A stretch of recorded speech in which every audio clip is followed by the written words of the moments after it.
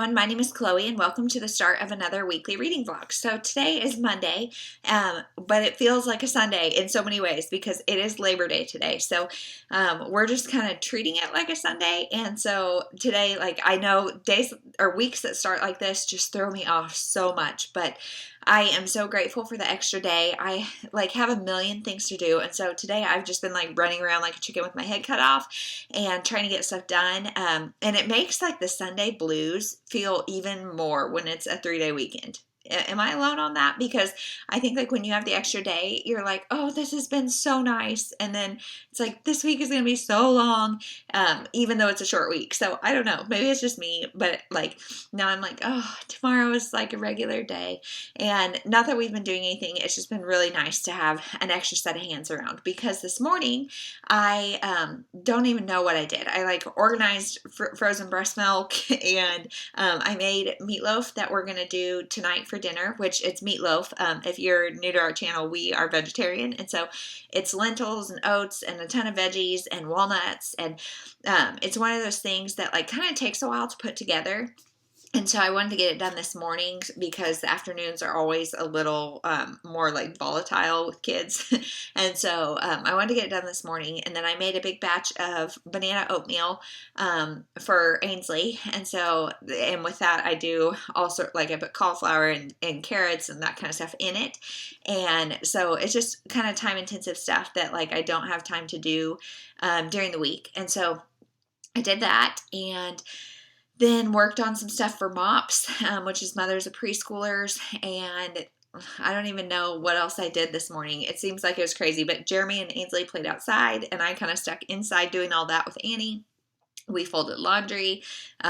We just have been running around doing all the things. Very Sunday-esque, but not a Sunday. So while I was doing all of that, I had Alexa read to me my Kindle book of The Undercover Bromance by Lyssa Kay Adams. And so if you've been watching this channel for a while lately, I have just really been in not a slump. I've been reading, it's definitely been slower, and I feel like everything I'm reading is just kind of meh. And so I'm starting to question, is it the books or is it me? And so reading this has kind of reinvigorated me because I loved the Bromance Book Club. In fact, I think I gave it 5 stars. Loved it, loved it, loved it. This one, I'm about halfway through, and I am really, really enjoying this one too. This one is about the sister from the first book. Her name is Liv, and she is a chef or a baker or something. She works in a restaurant, and she oversees or sees her boss sexually harassing another employee. And so between that and she drops this really expensive dessert, and so he fires her because she saw what he was doing, and so now she is trying to protect this girl and take down this boss guy because who knows how many girls he's doing that to, and it's just, he's disgusting. And so she pairs up kind of with Mac is his name, and he was one of the members of the book club from the first book. He, I think, is the other baseball player along with Gavin. I can't remember if that's his name from the first one, but so Mac is one of, I think maybe the only single one, and he is a charmer, and Liv is not one to be charmed. And so from the beginning, they're very she is dude, don't even waste your breath with me. It's not going to work. And as they are working together, we're seeing them become closer and closer, and they're starting making jokes with each other. And it's just so darn cute. I really like this. And I'm really liking, they live in Nashville, and I don't think they name it specifically, but they go into what I'm envisioning as McKay's bookstore. If you haven't been there or seen anything about McKay's, Google it right now. It is by far the biggest bookstore, used bookstore I have ever seen in my life. And so they go in, I don't know if they're going to McKay's or just a small regular bookstore, but they're looking for the romance section to pick their next book. And he talks about what a disgrace how small the romance section is in this bookstore. So maybe it's not McKay's because every section is huge. But anyway, so they're going in and trying to find a book, and it's just so good. Liv has this landlord named Rosie, who is this ultra feminist lady, and I am loving her. She is cracking me up, and there's a guy that she's kind of got a bantery relationship with, and I just am loving this, and I'm loving how they're all coming together as a team to protect this girl, who is just another employee at the restaurant, and like trying to find her another job, trying to save her specifically, but also just stop this guy from doing these things. And so this one definitely does have like that darker undercurrent of the sexual assault going on, and it's not all light and fluffy because of that. And I have heard other people not like Liv, especially from the first book. She's the sister of the Thea, I think is her name, the wife from the first book. And I like her. I didn't have a problem with her in the first book. And now that we're seeing her perspective, I'm really liking her. She's just a very guarded individual. And overall, this book is just doing exactly what I needed it to do. It's kind of pulling me out of the slump or of the funk or whatever, I don't know, and being something a little better than meh. And so really liking that book.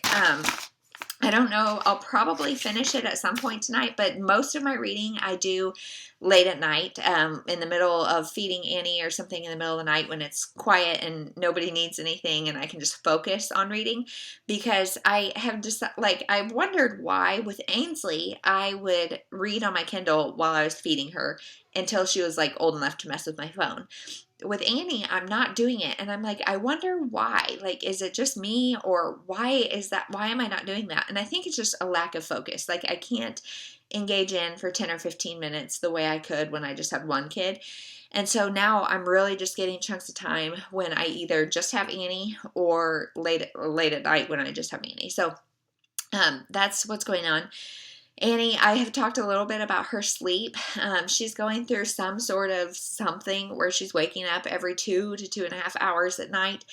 And so last night I was like, well, I'll put her in her room and see if maybe I'm waking her up, like me stirring wakes her up, or in like if I can break the cycle. And it didn't work. It didn't work. And also something was messed up with the monitor. So I could hear her crying like with my ears because she's just a wall away. But the monitor was not lighting up or like showing me that she was crying. And so she cried, which then made Ainsley stir. And I was like, oh my gosh. So trying to get more sleep, I ended up waking up everybody. So then I just put her back in bed and with me, and we made it the rest of the night, still waking up every 2 to 2.5 hours. So now it's just about nap time, and I am going to work on some mop stuff and feed Annie. And then if I have time, maybe take a little nap. So that's the plan. I don't know if I'll update any more today because we're just going to do nap time and then dinner time and then bath and bed, and I probably won't even read until bedtime, so I'll probably update tomorrow. I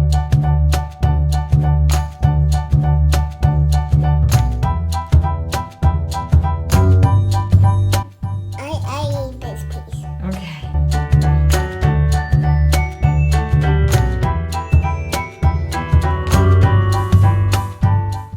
Hey everyone, so I'm coming to you with the wonderful nighttime lighting here in my office, and today has kind of been a day. So yesterday was 95 degrees, and now today it was 50, and it rainy, and like just really, really windy, really bad weather outside. So I knew it was coming, and it's going to be this way the rest of the week. And so I was like, what can I do for inside stuff to keep my 2-year-old entertained? And so today I thought like I was going to pull out the best one first.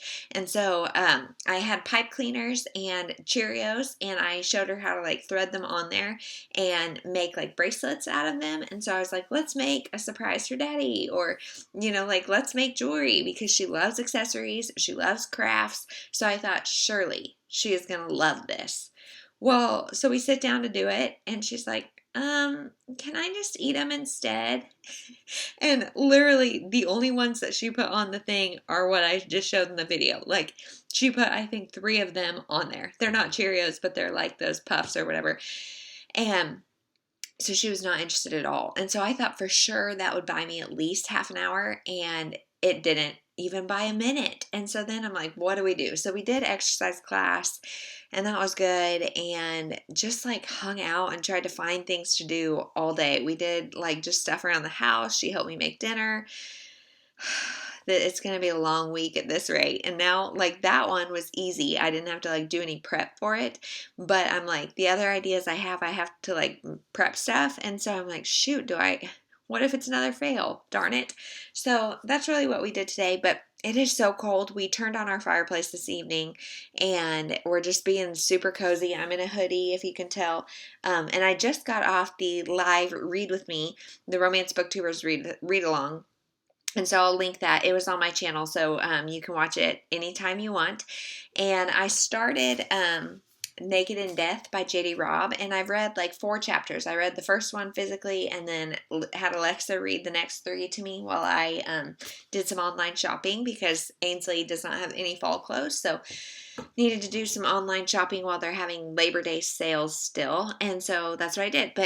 So I started that because I finished Undercover Bromance earlier today, and I'm giving it 4 stars. I think Liz K. Adams just has like a writing style that has me like wanting to compulsively read her books, and they're very quick, easy to relate to, like easy to jump into the story. Really enjoyed it. This one is about Mac and Liv. Liv is Thea's sister from the first one, and Mac is, I don't know what I was talking about. He is not the other baseball player. He owns a restaurant, and he has some like issues in his past that have made him very protective of women, and so it's a weird like kind of contrast in between, like, they're reading all these romance books and trying to be super feminist, but then he's also got this like hero complex where he needs to protect women to kind of make up for some things that have happened in his past.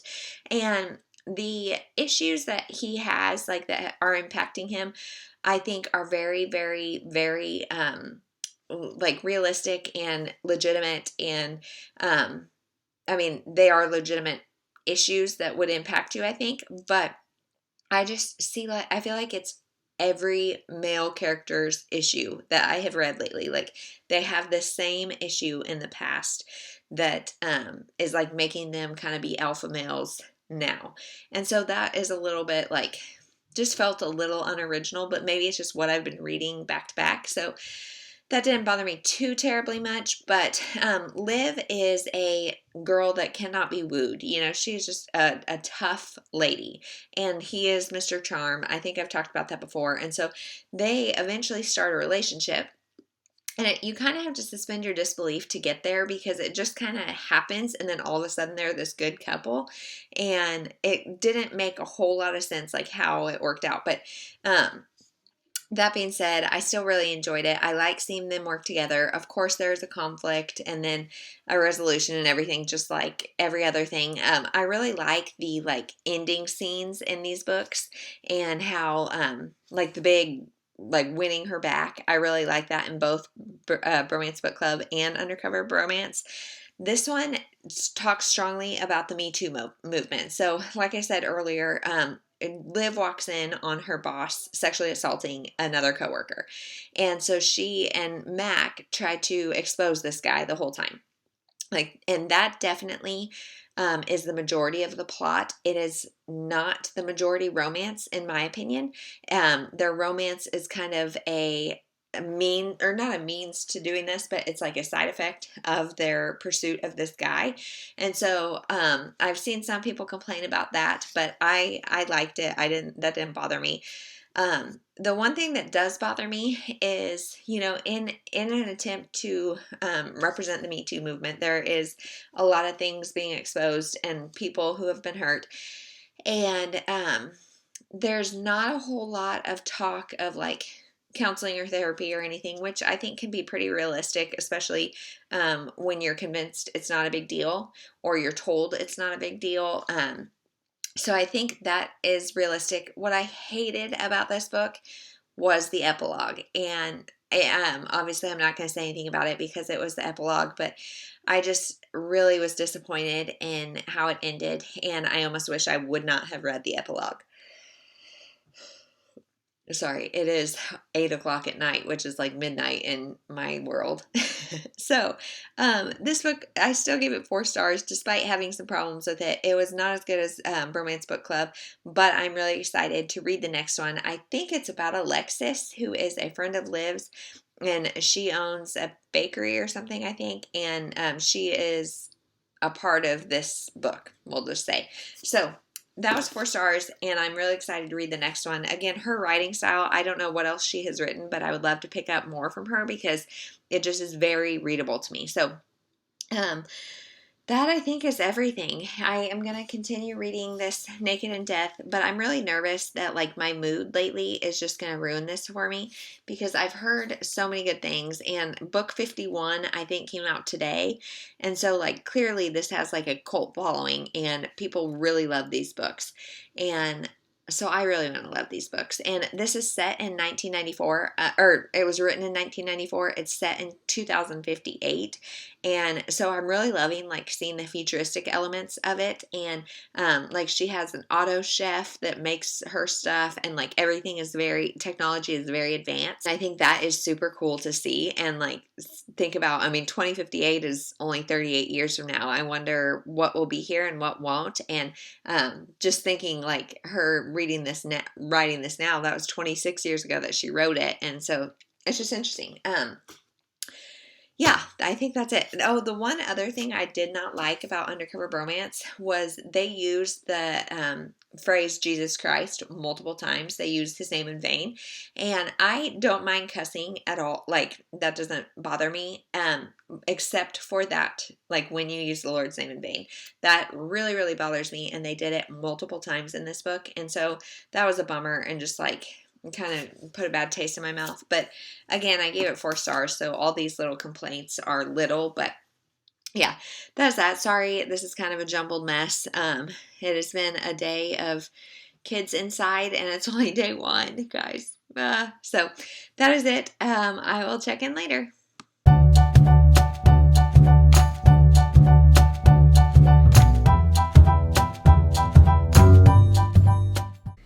Hey everyone, it is Wednesday. This like Labor Day, and then just in general days are confusing. So Wednesday at 11:45 we are out running errands, which just feels so like good, even though we're doing pickup everywhere. Like we're not going in anywhere. We're doing Target pickup because it went from, like I said, like 95 to now it's 45, and so I don't have any good clothes for Ainsley because she's outgrown all of her ones from last winter. So we ordered some on Target and we're picking them up now, and then we're gonna go to the bank and grocery pickup and then home for lunch. So hold on, our Target order is about here. Okay, so we just got the clothes, and it is another cloudy, rainy, cold, just like very cozy day. But this is my first year having like, I mean, Ainsley was a year and a half last year, so I guess she was pretty active, but this year it's a lot different. Like being cozy is just not a thing. So this morning last night we did turn on our fireplace. I think I talked about that. But then this morning we did more exercise class because we are all just like very hyperactive people. And so days like this just make me crazy. And same with my 2-year-old, I guess. And so we did some exercise class, and Ainsley did some brain breaks on YouTube. Then we just played. She's got a soup game called Acorn Soup, and it's got little like easy to follow recipes, and you make soup, and yeah, so that's it. Now we're listening to the Coffee House XM radio station, and it's just like the perfect fall day, but not one to be outside because it is cold and rainy. So as far as reading goes, I am about halfway through Naked in Death by J.D. Robb, and I can see how this series has like a cult following and how people fall in love with it. And somebody on Instagram said, make sure to give yourself the first 3 books before you make a decision about if you're going to continue on or not. And I think that is probably very right, because it's one in which, because book 51 came out yesterday, so it is a very long series, and you really are getting to know the characters. And in this book, they are trying to investigate a serial killer who is killing prostitutes. And so that is going on. Like, there's definitely activity. It's not just a character study by any means. There's stuff going on. But we are, like, getting in this world. And I could see how it would take a few books to really be, like, established and in this world and with these characters and want to know everything they're doing. And so, like, I'm not quite there yet. Like I said, I'm halfway through the first book, and if you like police procedurals, I think you will love this, because our main character is a cop, and so I think you would love this series. If you don't, maybe still give it a shot. I don't know. And it's set in 2058, like I said, and so the futuristic elements are cool. I don't know if like how the book progresses as far as like time goes. I don't know, but I'm liking that element of it, and overall it's enjoyable. I'm not sure if I'm in the mood for like a police procedural, so I'm not loving it as much as I could in a different mood, but I'm also just in such a slumpy mood that who the heck knows. So if you've read the series, let me know. I know some people that are like current on it and some people who are way far ahead, and I could totally see this being one where you're like, I wonder what they're doing. And so you want to pick up another book, and they're all, I think, between like 200 and 350 pages. Like, they're not super long. So yeah, that is what I'm reading. Last night in the middle of the night, I started This Is Us, and because I just didn't feel like reading while I was feeding Annie, and so I wanted to, and like I didn't want to put on just a sitcom. That's what I normally do, is just put on something I've seen before, so it doesn't like engage my mind too much. But for some reason I decided to do it, and y'all, I am hooked. Like, that is all I want to do today, is like sit on the couch and watch This Is Us. It is the perfect day for like blankets and coffee and a fireplace and This Is Us, but that's not going to happen. So we're going to hope that nap time, maybe I can watch some. I'm not a very big TV person ever, and so I never like really get hooked on shows, but This Is Us I've heard so much about, and the first episode just got me so intrigued that it's like, now do I read or do I watch the show? I'm definitely more intrigued by the show than the book, but I don't know. There's got to be a balance. So now we've got the clothes. We're going to go to the bank and the grocery store, and I will check in later.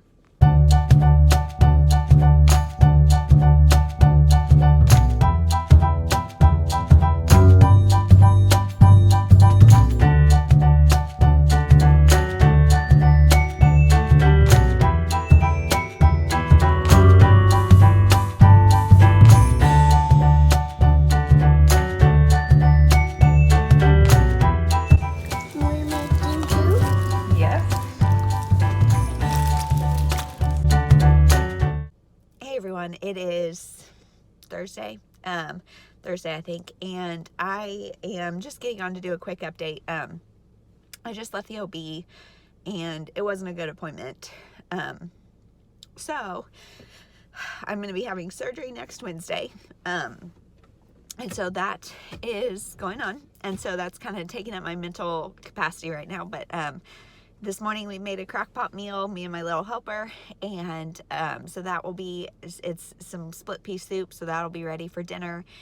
Really glad we did that. And I have read more of Naked in Death, and so far it's just kind of the same thoughts. I can see why people love it. For me, I'm not loving it right now, but I'm not loving anything right now, so could be me. I will probably finish it tonight or tomorrow, depending on kind of how my mental clarity is. So that is what's going on, and I will check in tomorrow.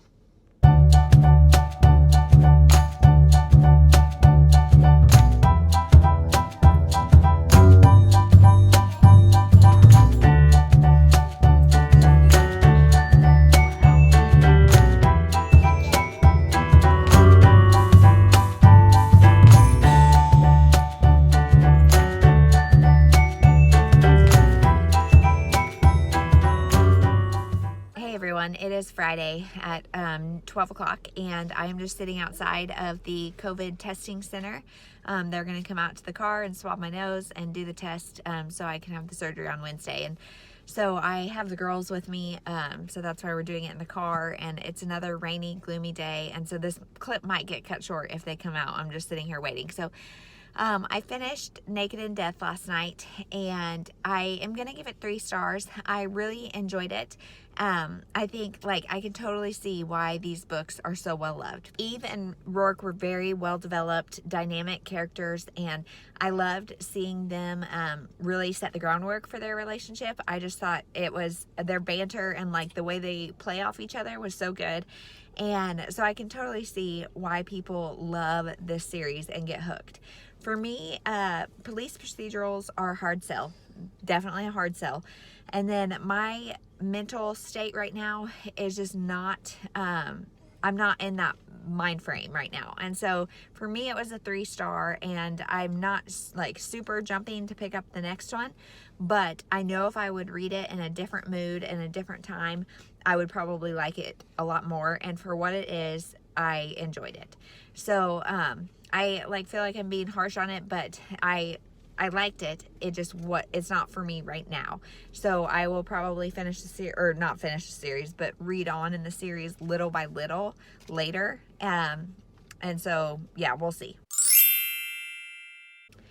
Okay, so it is done, and I just want to go on a little rant for a second. So if you don't want to hear this rant, just skip forward a little bit. But I really, like, prior to yesterday, I almost filmed a clip outside the OB's office because I have a very big problem with the fact that you go through pregnancy and have all these appointments and do all these things, and I love that they care about our babies so much, that we are in there a lot.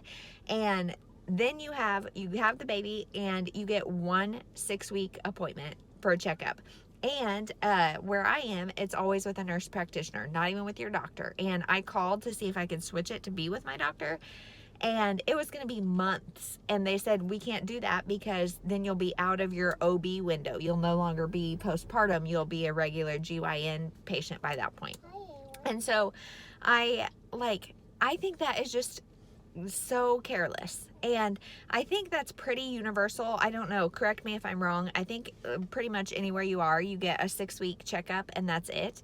And like, here I am, Annie's 13 weeks today, and I'm still having issues. And so now it's going to be a surgical solution potentially. I mean, it is going to be a surgical solution. I don't know if this is related to birth or not, but regardless, it's something we could have caught earlier because I was having the symptoms from day one. And so I just really think the amount of care that a mother gets after they go through something so like traumatic to their body is outrageous, and not in a good way. And around here too, they have changed the protocol for pregnancy, and you only get 4 in-person appointments, no sonograms, and the rest are all virtual. And that is forever now after COVID. And to me, I'm like, gosh, that is just asking for negligence. Like, pregnancy is so hard and complex, and there's so much going on, and you're still just a number. So people who live in Canada or overseas, I don't know, please tell me it's better there, because here in the States it's not good. And yeah, that, I guess, the end of my rant there. I just really, it makes my heart hurt how little care moms get. And there were like 3 or 4 of us who had babies within 2 weeks, and all of us have had some sort of complication beyond the 6-week mark. Some of everybody else's have resolved, and mine's the only one that has not, so lucky me. But I just think, with postpartum depression and anxiety and mood things going on, they actually screen for that at the pediatrician, because they're like, well, you're there so often anyway with your baby, let's just screen for that there. Well, what woman is gonna say, yeah, I'm gonna tell my pediatrician like that I'm comfortable telling them these thoughts? I don't know that any woman would. And so I just think that is really careless, and it makes my heart hurt. I have more book stuff to talk about, but obviously we are all about to lose it, so we're going to go home and eat some lunch, and I will update later. Okay, we're home, and so Annie is asleep, so I figured I would finish updating really quick before we go inside and make lunch. This morning, I forgot to say, we played in the garage. I had like a big soup pot from noodles that I made the other night, and so Ainsley, I made it all soapy and sudsy, and she used a bunch of things to help me clean it. And then we played with the kinetic sand again, and we just played in the garage because it's too cold and rainy to go outside. So kind of like outside, I don't know. But the 2 books that I'm currently reading are Rush by Candy Steiner, which is the first in her Palm South University series. After reading the last one, why am I already blanking? Naked and Death, I was like, what I really need is just something mindless and something that can just I can just kind of enjoy, like brain candy. And so I started this one, and it is exactly that. And it is taking me back to when I rushed in a sorority my freshman year in college. And I am just loving it. I'm not very far into it, but I'm loving it for what it is. And so all of you guys who know that I don't like a whole lot of smut and stuff, there is some of that going on already in this, and yet it doesn't bother me because I feel like it is well placed, and it's not graphic yet. I don't know if it gets that way, but it's more just talking about the way things are, and I think in a lot of circumstances it's very accurate. And this is taking me back to my 18-year-old self, and I'm just loving it for that, and it's just exactly what I need. So I started reading that last night, like late sometime, I don't know. And then I came downstairs this morning and had a package. And this book is from somebody, and it had a note, but it wasn't signed with anybody's name. So if you sent me this, it's going to make me more emotional than the other ones even did, because they sent me Life Interrupted, and it's the subtitle is something like Dealing with the Unexpected. By Priscilla Shirer.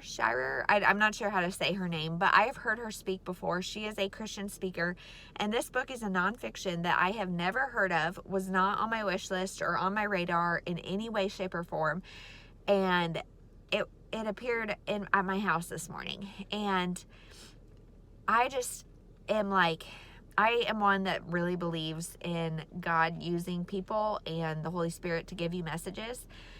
And obviously this makes me really emotional, because for somebody to send me that book today is like just amazing. It's amazing. So if it was you, thank you. So I started reading it immediately, and this book is about dealing with the unexpected things in life. So whether that's a big thing, a little thing, a health scare, move, a divorce, or just little things like things getting in the way of your daily plan, just when you get interrupted, and how you react to that, and how it's really easy to assess things and say, if it's less valuable than what I was going to do before, then it's an interruption. Whereas if it's more valuable than what I was going to do before, it's a blessing. And so, for example, she said, like, if you're in a rush about to leave, and you get a phone call saying you have to do this other thing and blah, blah, blah, it's just an interruption. But if you're rushing out of the house, getting ready to leave, and somebody calls and says, hey, you've won $20,000, it's a great thing, and rushing out the door is no longer as important. And so just kind of thinking about the way you think about interruptions, and that each one of these interruptions or unexpected life circumstances, when they come up, I mean, the bigger ones probably more so than the little ones, but it's like God maybe didn't cause it, but he knows it, and it's a part of the grand plan for you, and he knows that unexpected thing was coming up, and he's still got you, basically regardless of what happens, he's got you. And so hearing that, and just getting that message of like, that nothing that happens is a surprise to God. It might blindside you, but it's not a surprise to God, and he is still there, and he's got you, and it's okay. And so hearing that today of all days is like just the best thing. So if it was you that said that, thank you. Please let me know who you are so I can thank you more personally, because it was truly a God spoken moment. And reading it is just, I very rarely pick up a book the second I get it, but I knew like this was too weird not to pick up immediately, and it is speaking to my situation exactly, and it's reminding me of exactly what I need, even in the little interruptions of like, I'm trying to go to the bathroom and somebody needs something, or I'm trying to do this or that and somebody needs something. It's like those things, not letting those be annoyances and interruptions, thinking about my daughters need me, and someday they won't, and they want to be with me, and someday they won't. And so just kind of reframing those thoughts, and just how we see interruptions and how we interact with interruptions. And they also talked about, specifically with a health scare, how it interrupts your life. I mean, it is a scary thing. Not only does God have you, it is an opportunity to show everyone around you that the fear won't get you, and that this is how you go through something hard when you are a follower of Christ. And this is how you go through something hard when you believe that Jesus has you, and God's got this planned, and he knows what's going on even when you don't. And so just kind of that reflection is just so powerful to me right now, that yes, this is an opportunity to walk through a really tough situation and do it with faith. And so again, I will stop. I know not all of you are believers. Some of you are. I hope this doesn't offend anybody, but it just really has touched me today, and will continue to. Just the timing of that book is unexplainable. So thank you. Loving that book, and loving Rush, Palm South University also, which couldn't be more opposite, but just great books going on right now. So this afternoon we're just gonna do naps and that kind of stuff. It's Friday, and I'm really grateful for that. And so I don't really know what we're gonna do. Last night, I forgot to say, last night both the Royals and the Chiefs played. The Royals played at 5, the Chiefs played at 7. So we just watched all the Kansas City sports, and it was so great. Both teams won, which is crazy and very rarely happens.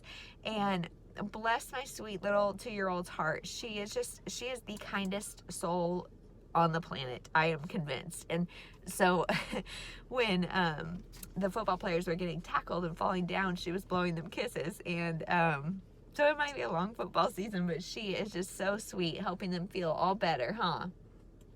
Yep, you do a great job. And so that, like, just little moments like that are so precious, and so I just love it. And yeah, I didn't watch all the Chiefs game because I went to bed with Annie, or with both girls. And so yeah, that's what we did last night.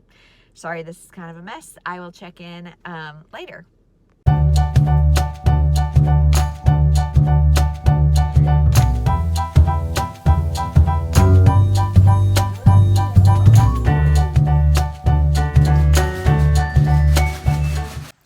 Hey everyone, it is Saturday, aka college football kickoff day. I am so excited, and yet, so today, like, I made all sorts of plans and promises, and forgetting that it was college football kickoff day. And so we had to fulfill the promises that I made. So this morning we got up, did breakfast, did all that kind of stuff, and both of the girls are in their purple, and so took lots of pictures. And then we went to the farmer's market, and now we're at the park, just about to go home because we are in a mad dash for feeding everybody and getting ready for the live show at 2 o'clock. It's on Sarah's The Bookish Knitters channel. If you didn't catch it, go back and watch it. I'll link it down below. We are just going to do these monthly discussion videos, and I am so excited. I can't wait to chat. So I finished the Priscilla Shearer. I really need to look that up. I don't know how to say it, but finished that book, and I'm thinking I'm gonna give it 3 stars, maybe 3.5, because it did get really preachy and like evangelical, like you should be when God calls you to do these things, which is mainly getting other people in the church, and that I don't relate to that. Like, I don't think that message is one that is beneficial. I think, like, yes, you need to be a steward of men and go, try to help people discover Christ, but I think it needs to be done like tactfully and not broad-based. And I just feel like it got extra preachy. And it also kind of assumed that you are very in tune with God and hear every request he makes. Whereas, a lot of times it's like you kind of need a burning bush to be like, okay, this is what you need to do.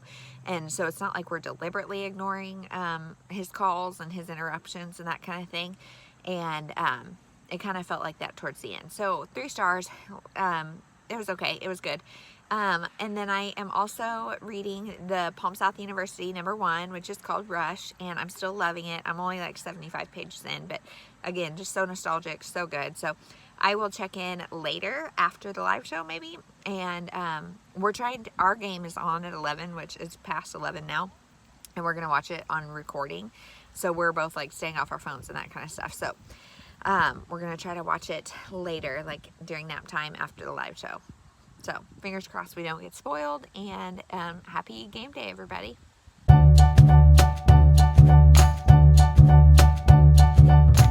It is Sunday at like 1 o'clock, and today is one of those days where I just have so much on my to-do list, and I'm like overwhelmed, not because of the amount of stuff I have to do, but just because I know I can't do everything that I want to do in this day. And so today has kind of been not like a chicken with a head cut off, but a little bit, and like a day of kind of Sunday blues mixed with just like FOMO, and I don't even know, because like I have all sorts of YouTube stuff I need to do, mop stuff I need to do, cooking stuff I need to do, and it's a beautiful day outside, and I want to go just outside and play and enjoy the nice weather, and I also would like to lift, and I would also like to take a nap, and it's not all going to happen. And so figuring out how to prioritize that is hard for me on weekends, because it's like I could tell Jeremy like, hey, you've got Ainsley, Annie is pretty easy, like, then you just take her and entertain her and whatever, and I can get stuff done.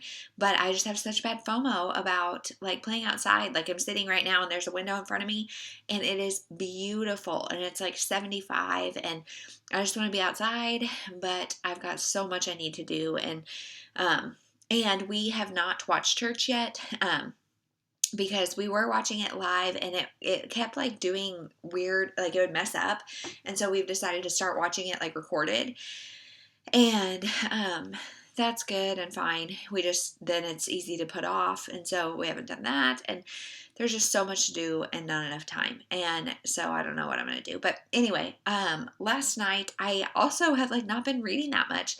And I'm reading the first in the Palm South University still. It is Rush, and the copy I have is downstairs, so doggone it. But it is still really good for what I'm wanting right now. But it is a book that needs to be read physically, in my opinion, just because it switches perspectives every few pages. Like, they're very short chapters, and each chapter is a new perspective. And like the way it's set up is really interesting, because the version I have is the original covers and stuff, and it's not called Rush, it's called Season 1. And then within it, there's episodes. And so then within each episode, you get different characters. And so that sounds confusing, but it's not. Like, the first episode was following this girl who's coming to Palm South University and Rush. And then just the very beginning of Rush. Then episode 2 is like once Rush has kind of happened and things have paired up. Now episode 3 is like initiation and all of that. And so it's really interesting, and I'm really liking it.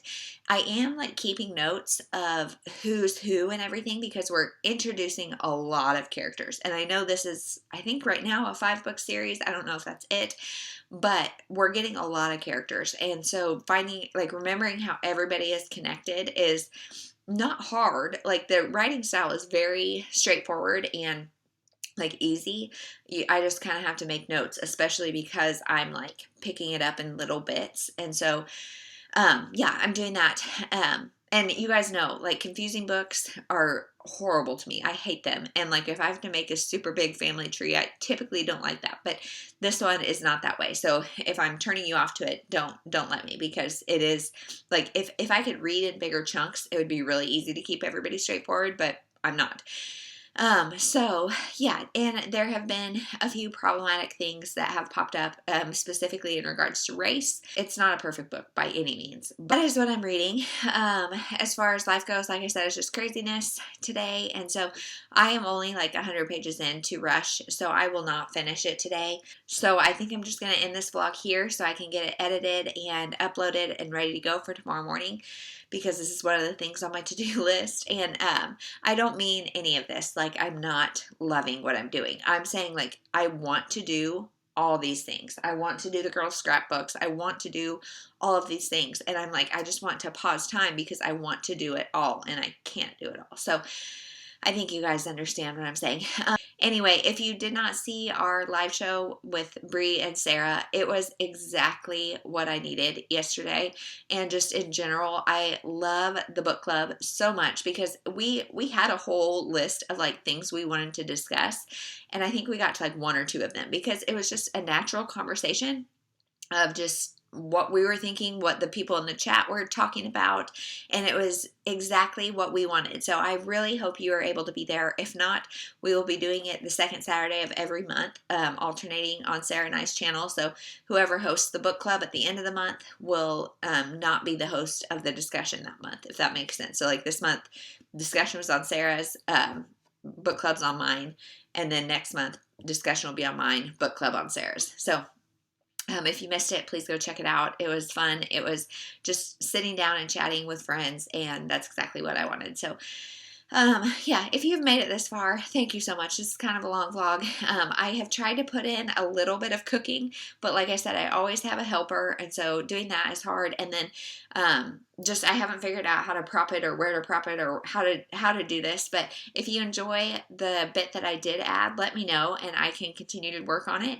If you don't really care, then let me know that too, and I won't stress it. So hope you guys all have a wonderful, wonderful week and enjoy the new fall setting. I think fall actually happens this upcoming week. Maybe I'm wrong. 21st, 22nd, something like that. So soon, it's coming. And that's it. I will see you in the next vlog. And again, thank you for watching.